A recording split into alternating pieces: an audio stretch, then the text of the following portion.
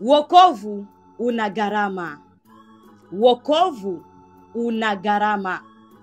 Kama Yesu Kristo tunayemwamini, tunayemfuata, Yesu Kristo mwenyewe aliingia gharama ili sisi tupone.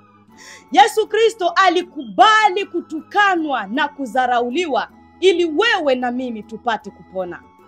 Lakini cha ajabu, wanawake wengi katika dunia hii ya leo wanakataa gharama. Na yote hiyo si kwa sababu ya kumfurahisha Mungu, bali ni kwa sababu ya kuwafurahisha wanadamu. Ya kwamba wanione tu ninapendeza, wanione tu ya kwamba ninavutia, ya kwamba nikiwa hivi nijichakaze, niko Marekani, nitaonekana niko mshamba, nitaonekana sijui kuvaa. Kwa hiyo unakataa gharama ya wokovu kwa sababu tu ya kuambiwa ya kwamba dada unapendeza, mama unapendeza. Nataka nikwambie wokovu ni gharama. Wapo wengi ambao kweli ni wake wa wachungaji, wengi kabisa ni wainjilisti wanawake, lakini ukija kuangalia kwenye mwenendo wao, unakuja kuangalia wana ulakini kwenye utumishi wao. Ulakini huo ni kutokana na mwenendo ambao wako nao. Wanawake wa sasa hivi, mabinti wa sasa hivi, wanakataa gharama ya wokovu kwa sababu tu ya kuwapendeza wanadamu, kwa sababu ya kuwafurahisha wanadamu, kwa sababu ya kuwafurahisha vijana na kuwavutia vijana. Lakini hakuna kuangalia, je, mapenzi ya Mungu yanasema nini kwenye maisha yangu? Sio rahisi kuviacha vitu vya kidunia. Sio rahisi pasipokuwa na nguvu za Mungu ndani yako. Pasipo nguvu za Mungu, nguvu za Roho Mtakatifu kukuponda ponda na kukuweka pa nafasi nzuri kama wewe ni mteule wa Mungu. Bwana kusaidie sana. Kuviacha vitu vya kidunia kunahitaji gharama sana. Ukubali kutukanwa, ukubali kudharauliwa kwa sababu ya wokovu. Ukubali kuitwa ni mwanamke wa heshima katikati ya watu kwa sababu ya wokovu. Kuna vile ambavyo uko mke wa mchungaji, ya kwamba huyu ni mke wa mchungaji, lakini wakikuangalia, tukikuangalia, haufanani kabisa kuitwa mke wa mchungaji. Uko mchungaji mwanamke, mwinjilisti mwanamke, lakini tukikuangalia haufanani kabisa kuitwa ya kwamba wewe ni mwinjilisti wa kike au mchungaji wa kike. Kwa namna ambavyo ulivyo unafanania Yezebeli, kwa namna ambavyo ulivyo unaifanania dunia. Wokovu unabebwa na imani, unabebwa na imani, unabebwa na matendo, unabebwa na mwenendo. Na Biblia inatuambia ya kwamba tusiufuatishe namna ya dunia hii. Kuna namna ambavyo watu wa kidunia wanastahili kuvaa kweli, na kuna namna ambavyo watu wa Mungu kama wale ambao tumembeba Kristo mioyoni mwetu tunatakiwa kuwa tofauti na wao. Niko hapa kwa ajili ya kuchangia neno moja na wewe ambaye upo kwenye anguko. Kuna mfano ambao Yesu Kristo alituachia ndani ya Biblia kwenye kitabu cha Luka sura ya 15 kuanza kwenye mstari wa 11. Natamani sana tuchangie mfano huu ambao Yesu Kristo alituachia ili uweze kukusaidia wewe ambaye uko kwenye anguko. Sijui kama wewe ni mchungaji au ni mwinjilisti, mama, baba, kaka, kijana. Sijui wewe ni nani ambaye ninazungumza na wewe kwa wakati huu. Lakini Mungu amenituma ili niseme na wewe. Roho Mtakatifu ameniongoza ili nizungumze na moyo wako, ya kwamba haijalishi upo kwenye anguko, lakini Yesu Kristo alituachia mfano ya kwamba kuna mwana mpotevu ambaye aliweza kukaa mbali na mapenzi ya babaye. Alipoanza kula pamoja na nguruwe, alizingatia moyoni mwake ya kwamba mimi siwezi nikakula kwa shida, na wakati baba yangu ana kila kitu, hacha nirudi upesi niende nikamuombe baba yangu msamaha. Inawezekana ulikuwa mwana wa ufalme. Huyu mwana mpotevu alikuwa na babaye, aliishi na babaye, alivaa mavazi mazuri, alikula chakula anachojisikia ndani ya nyumba ya babaye. Lakini alipata shida pale alipotoka karibu na babaye. alipotoka karibu na baba yake, alienda kupata shida huko, na alipopata shida alikumbuka ya kwamba acha nirudi upesi. Inawezekana na wewe uliishi kwenye ufalme, ukaonja raha ya wokovu namna ilivyo, ukaonja utamu wa Yesu, ukaonja raha na amani iliyoko kwa Yesu, ukalisoma neno ukasikia furaha, ulikuwa mtu wa maombi, ulikuwa unamwimbia Mungu, lakini leo hii shetani amekubana, shetani amekurudisha nyuma. Leo hii unakula pamoja na nguruwe. Mimi nilikula pamoja na nguruwe. Mimi nilikula pamoja na nguruwe wakati nilipokwenda mbali na baba yangu. Wakati nilipotoka ndani ya ufalme, nikaanza kula pamoja na nguruwe. Nikaanza kufanya vitendo ambavyo watu wa kidunia, watu ambao wanamtumikia shetani kwenye maisha ya dhambi, na mimi nikaanza kuvifanya. Namna ambavyo makahaba wanavaa na kujipamba, na mimi nikaanza kufuatisha namna ya dunia. Lakini nikasikia sauti ya upole kaniita ya kwamba, mwanangu, ulikuwa ndani ya ufalme, ulikula pamoja na baba yako, ulijisikia raha na amani, ulipata heshima ulipokuwa na baba yako, lakini leo hii unafanya machafu pamoja na wachafu. Unaanza kula pamoja na nguruwe kwenye sahani moja. Rudi upesi kwenye kifua cha baba yako. Nikarudi upesi. Ndipo maana nimekuja kukuambia mpendwa, inawezekana uko kwenye anguko fulani, na inawezekana unajisikia aibu, kwa sababu dunia sasa hivi kukiri makosa ya kwamba kweli wapendwa nimekosea hapa, mnisamee na Mungu anisamee, sio roho ya kawaida, ni roho ya ujasiri. Na inawezekana mpendwa unasikia aibu ya kwamba mimi ni mtu mwenye heshima, mimi ni mchungaji, mimi ni mwinjilisti, ninahubiri watu wanabarikiwa, na nikikiri mbele ya watu ya kwamba ni kweli nilifanya kosa fulani, nilimkosea Mungu, Mungu anisamee na wanadamu wanisamee, nitajishushia heshima yangu mbele za watu.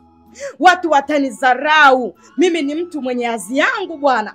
Kwa hiyo unasikia aibu ya kukiri ya kwamba ulimkosea Mungu, ili Mungu aweze kukusamee na wanadamu wakusamee, kwa sababu ya kuhofia ya kwamba heshima yako itapunguka. Mpendwa, nataka nikwambie, yatimize mapenzi ya Mungu wako, kwa sababu hakuna heshima ambayo utakayoipata zaidi pale unapojitambua na kukiri makosa yako ya kwamba ni kweli nimemkosea Mungu. Hapo ndipo Mungu anakuinua zaidi. Yesu alisema kwenye kitabu cha Luka sura ya 14 na mstari wake wa 11 pale. Luka 14 na mstari wa 11, Yesu alisema hivi ya kwamba, kwa maana kila ajikwezaye atazihiliwa, naye ajizihilie atakwezwa. Kwa Kiswahili kingine inasema ya kwamba kila ajishushaye Mungu atamuinua, na kila ajiinuaye Mungu atamshusha. Na heshima yako Mungu kukuinua ni pale unapokiri makosa, haijalishi una cheo cha namna gani. Kuna wengi ambao utasikia ni mchungaji, tunasikia mafununu, mchungaji amefanya kosa fulani, mchungaji amefanya hivi, mwinjilisti fulani ametenda dhambi, na watu wamekusha kujua kama ulifanya dhambi. Watu wamekusha kujua muombaji fulani umemkosea Mungu, watu wamekusha kujua. Na watu wakisha kujua tu ya kwamba ulifanya kosa fulani na haujachukua hatua ya kukiri ya kwamba ni kweli ulikosea, nataka nikwambie bado wanakudharau tu.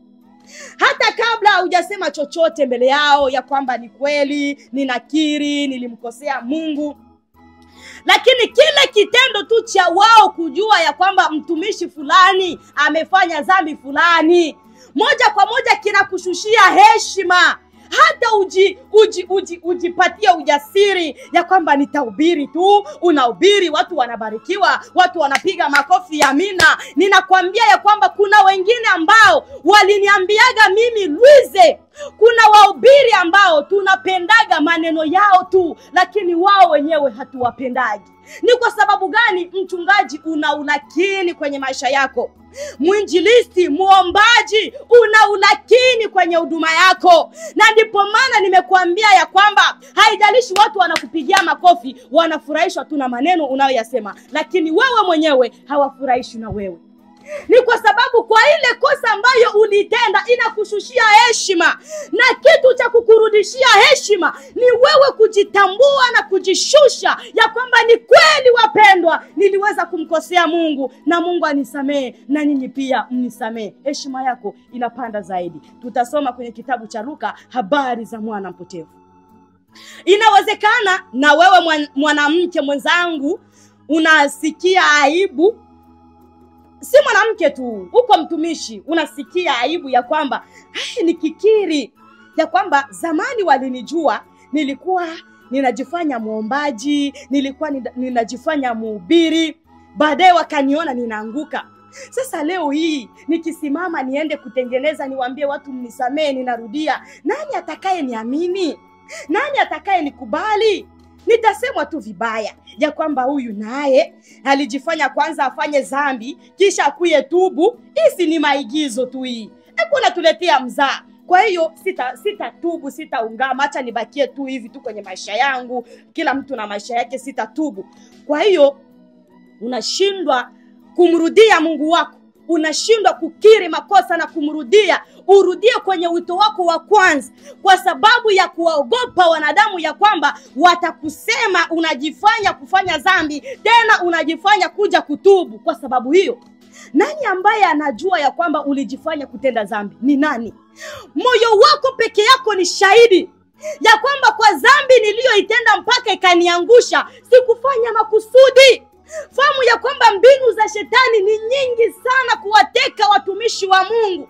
Na ndipo maana Petro akasema ya kwamba shetani ni kama vile simba angurumaye yuko mawindoni, anatafuta nafsi ya mtu aweze kumumeza.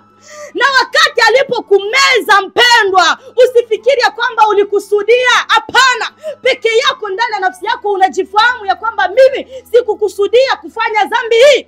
Na kama ukufanya dhambi kwa makusudi na ukajikuta umeanguka, ni nini cha kukuzuia wewe usisimame na kumrudilia Mungu wako? Wanadamu kwa ajili ya kukusema. Nataka nikwambie, mwanadamu aliumbiwa kusema. Unaweza ukajichakaza, sio kujichakaza, ujiache tu naturel. Wapo ambao wanajiacha naturel, hawaweki manywele bandia, hawavai mavazi ya aibu, lakini bado wanasemwa tu ya kwamba na nyie ndo muonekane ya kwamba mnajua sana wokovu, ndo muonekane ya kwamba mnaokoka kabisa. Wokovu sio huo bwana, bado wanasemwa tu. Na hata useme ya kwamba hautaingia kwenye wokovu wa kweli kwa sababu ya kuogopa kusemwa, bado tu utasemwa ya kwamba huyu naye si alikuwa mtumishi, angalia venye kuna mara, angalia hivi. Kwa hiyo wanadamu lazima watasema mpendwa, lakini haijalishi na kusemwa kote, wewe angalia mapenzi ya Mungu inasema nini juu ya maisha yako. Kwa sababu wapo wale ambao wanasemwa ya kwamba wanajichakaza, wanafubaa, hivi na hivi, lakini wanasema ya kwamba sisi ni wajasiri. Hata mjapo tusema, lakini sisi tunasimama kidete na mapenzi ya Mungu. Bora wakuseme kwa uzuri unaompendeza Mungu kuliko kusema kwa ubaya ambao haumfurahishi Mungu. Ya kwamba huyu naye huyu njoo uonekane ya kwamba wewe ndio unajua kuvala, unavala manguo ya aibu, unasemwa. Na mwingine unaambiwa ya kwamba unapendeza, wanadamu wanakupongeza ya kwamba dada unapendeza, hii suruali inakupendeza. Kwa hiyo unashindwa kurudi kwenye mapenzi ya Mungu. Unashindwa kurudi kwenye wito wako wa kwanza kwa sababu ya kuambiwa tu dada unapendeza, kwa sababu ya kuambiwa tu ya kwamba unavutia. Uwapatie wanadamu faida kuliko kumpatia Mungu tukufu juu ya maisha yako. Nataka nikwambie sauti ni kwako ya kwamba kumbuka ni wapi ulipoanguka. Kumbuka ni wapi ulipoanguka mpendwa, mwana wa Mungu, ukarudi upesi. Neema ni leo, neema sio kesho. Na ndipo maana mimi sikutaka kuichezea neema. Nilipoona tu Mungu anazungumza kupitia vinywa vya watu mbalimbali, watenda dhambi wananijia, watumishi wa Mungu wananijia. Nilipoona sauti zinakuja ya kwamba hapana, Hii ni sauti ya Mungu. Kwa nini nifanye moyo kuwa mgumu? Kwa nini nisikubali kuachilia hivi vitu? Vitanipeleka wapi? Havitanipatia faida yoyote ile, bali kumpatia mwanadamu faida ya kwamba anione tu ninapendeza, mume mpenzi anione tu ninapendeza, hiyo tu. Lakini Mungu akachukizwa na mimi, nikasema hapana, hacha nirudi upesi, ninaachilia kila kitu, ninaachilia, hacha nirudi kwenye mapenzi ya Mungu. Simama, usiogope kwa sababu ya maneno ya watu. Usiogope kwa sababu watu watakusema ya kwamba ulijifanya utende dhambi kisha baadaye uje utubu. No, wewe angalia ndani ya nafsi yako Mungu anasema nini. Cha msingi wewe ni kusimama kidete sasa vizuri na mapenzi ya Mungu kuliko ulivyokuwa zamani. Watakapokuona unasimama sasa kuliko zamani, watasema hakika ni kweli dhambi ya kwanza haukukusudia, bali ilikuwa ni mtego wa shetani kutaka kukurudisha nyuma. Jipe moyo.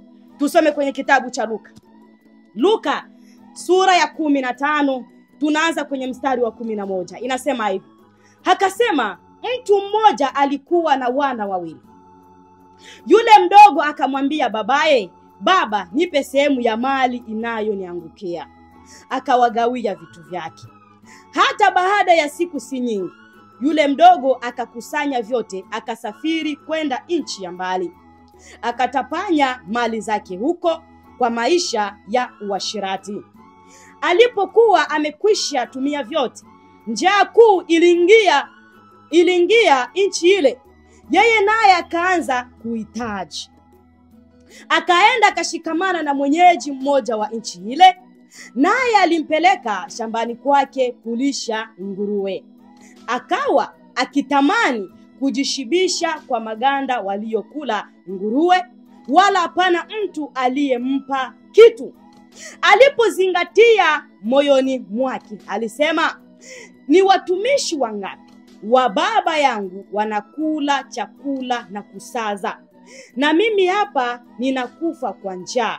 Nitaondoka, nitakwenda kwa baba yangu na kumwambia, baba, nimekosa juu ya mbingu na mbele yako.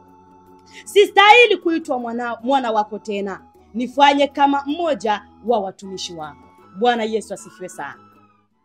Mwana mpotevu, Yesu aliweka mfano huu, na ukianza wapi?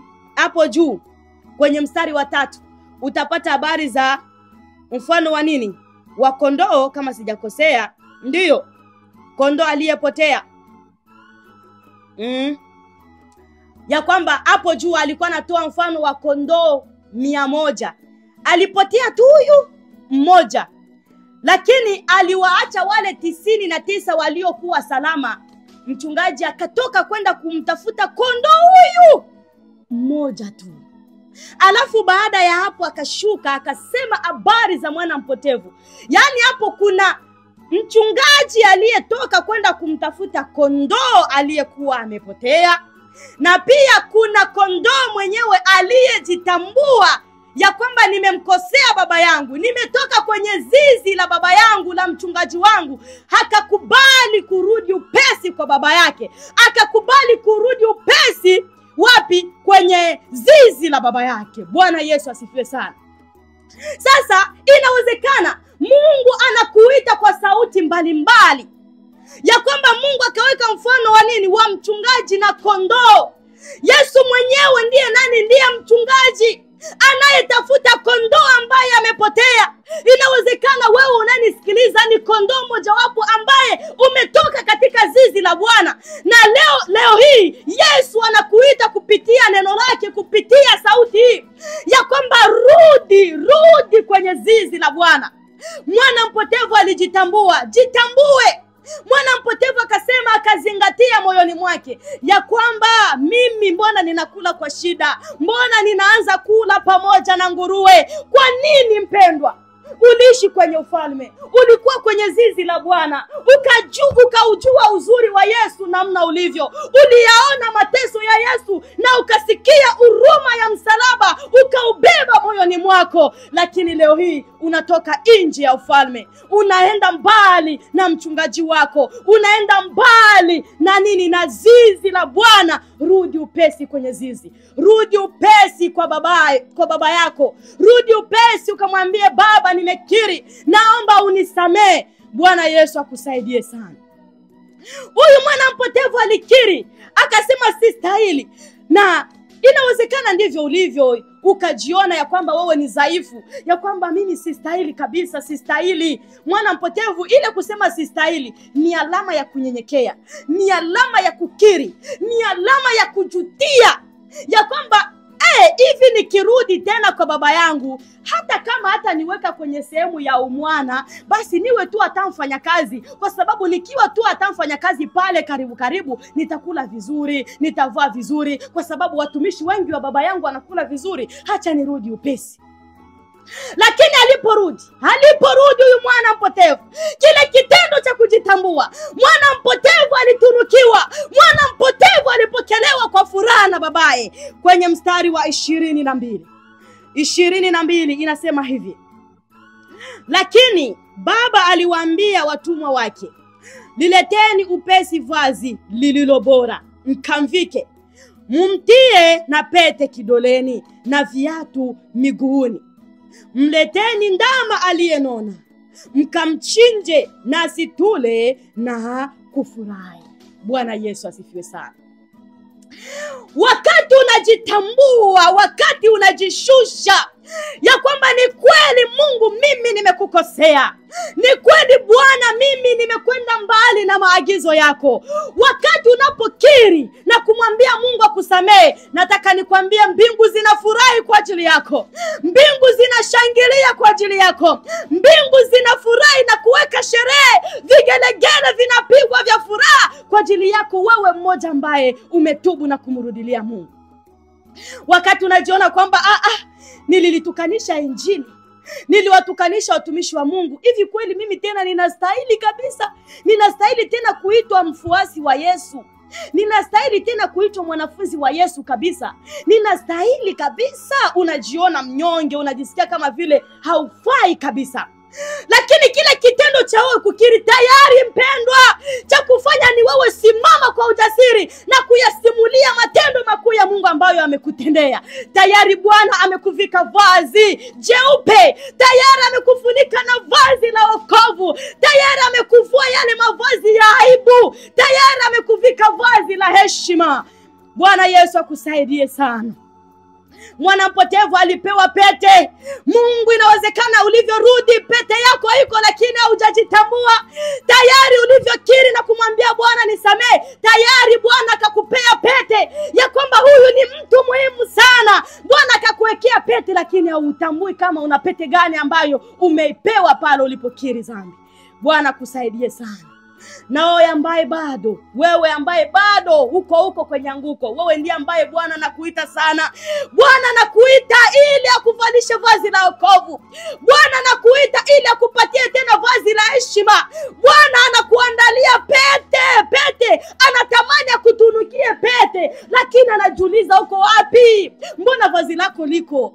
Vazi lako limeandaliwa, pete yako ipo, lakini uko wapi ili uweze kupewa? Bado tuko kwenye maisha ya dhambi. Nataka nikwambie, Mungu anakutafuta. Uko kwenye maisha ya ulevi, maisha ya uasherati, maisha ambayo hayampendezi Mungu, maisha ya kuvaa vibaya ambayo haistahili Mkristo kuvaa hivyo. Bado Yesu anakutafuta ya kwamba rudi upesi. Ni hayo tu ya siku ya leo, ya kwamba Yesu alikuja kuwatafuta waliopotea, na mmoja wao ni wewe unanisikiliza. Inawezekana umepotea mbali sana, umetoka kwenye zizi la Bwana, lakini Bwana anakutafuta ya kwamba rudi upesi, rudi upesi.